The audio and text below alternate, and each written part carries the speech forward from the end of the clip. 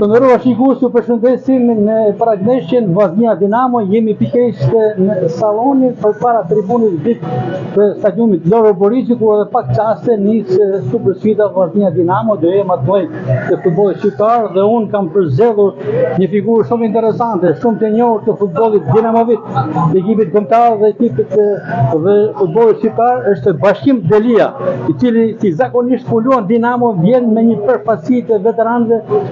të brezit e tij, përfshirë Faruk Shedinin me shok. Mirë se erdhën në Shkodër, Delia, në këtë stadium ku keni bërë histori në brezin tuaj. Mirë se gjeta. Gjithmonë në stadiumin e Loro Boriçi, në stadiumin e Vllaznisë, Dinamo ka zhvilluar ndeshje jashtëzakonisht të mira dhe të bukura, për vetë faktin se pothuajse përshtatet në lojën tekniko-taktike të ekipit të Vllaznisë. Prandaj duke parë ndeshjet, domethënë e Vllaznisë, duke parë ndeshjet e Dinamos, themi që janë dy ekipe dinjitoze për të përballur në ditën e sotme, por me një ndryshim që Vllaznia, sigurisht Vllaznia është në shkullë para në pikë klasifikim dhe Dinamo duhet patjetër që të jo të mbaj vendin e 5, por duhet të konkurrojë dhe duhet patjetër të klasifikohet në final 4 ose në vendin e 4. Kjo është një ndeshje jashtëzakonisht e fortë, një ndeshje që Dinamo e luan si fitore, por vetë faktin se me këtë fitore ndaj Vllaznisë ne mund të arrijmë një shkallë më lart në drejtim të klasifikimit të përgjithshëm. Mendoj dhe gjykoj që Dinamo do bëjë një ndeshje jashtëzakonisht bukur, një ndeshje të fortë, pavarësisht se ka krizën e golit që ka disa ndeshje, u bën 8 deri në 9 ndeshje që ka bërë vetëm barazim, vetëm dy fitore ka bërë në Kupën e Republikës, në Kupën e Shqipërisë, dhe njëkohësisht akoma nuk po ndjen shihen e fitores së fazës ka filluar dhe faza 4, që kjo është ndeshja e dytë e fazës 4, kështu që mendoj dhe i ka të gjitha mundësit, Dinamo i ka të gjitha mundësit për të kryer një fitore që do jetë jashtëzakonisht e vlefshme dhe rëndësishme për ngjitur në klasifikimin e përgjithshëm dhe për të pretenduar në final 4. Delia, çifti apo dueli Vllaznia Dinamo apo Dinamo Vllaznia si në Loro Boriçi apo dhe në kryeqytet apo në Elbasan Arena ka prodhuar vazhdimisht polemika në futën e lojës dhe jashtë saj. Mendoni se janë shqetësuar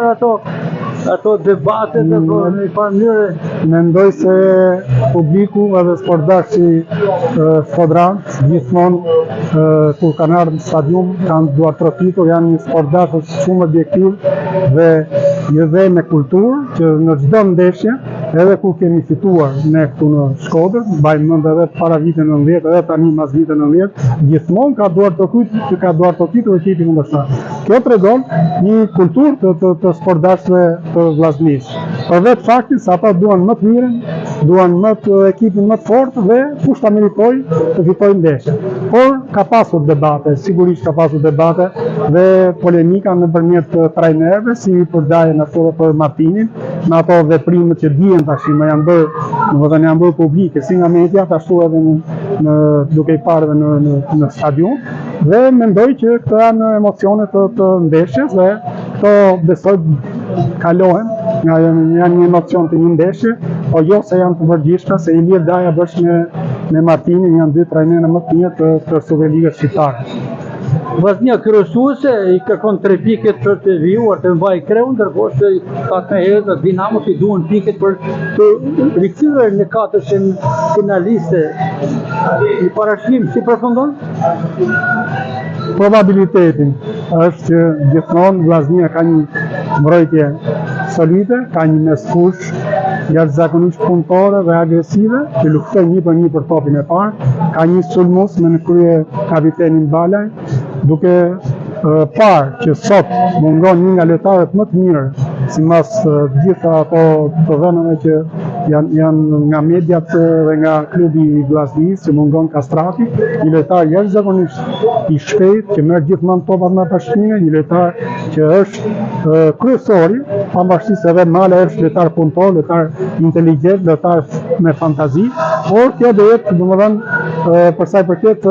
ekipit sulmit të Vllaznisë, do jetë, si thua, një mangësi në drejtim të sulmit. Mendoj, duke duke parë sigurisht loja luhet në 11, po duke parë këtë mangësi, kam dëshirë dhe jam i mendimit që Dinamo nuk ka më çat presi dhe kam dëshirë dhe kam mendimin që Dinamo do ta kalojë me sukses këtë ndeshje, do mobilizohen në drejtim të edhe të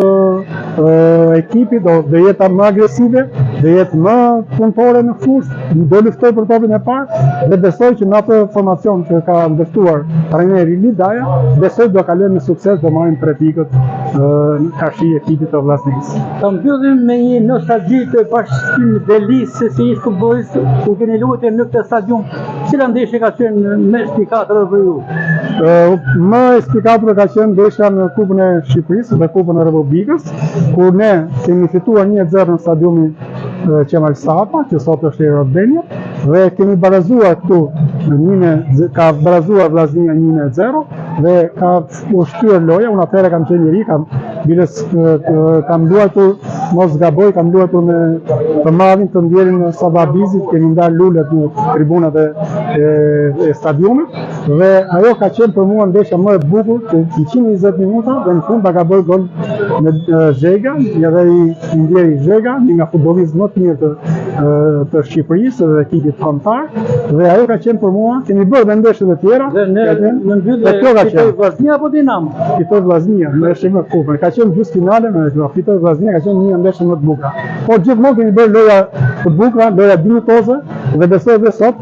do të bëjmë lojën Dinamo, do bëjmë një lojë të bukur, dinjitoze dhe besoj që do të kalojmë me sukses. Dhe traditën e Bashkim Delis vjen Mesmino dhe djali juaj Gersi apo jo? Gersi Delia, i cili ka luajtur me Dinamo në këtë skuadër që